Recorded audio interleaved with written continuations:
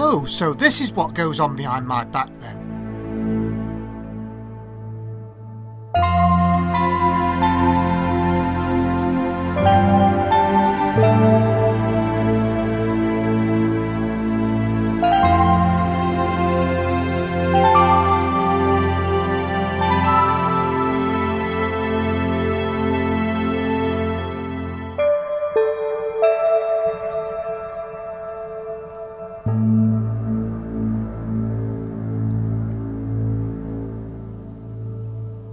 We're marooned we are.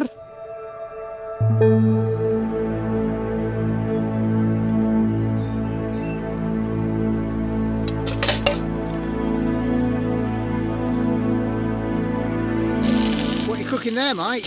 Well, we've got some ingredients here for the special banjo sandwiches. This is lovely, Mike.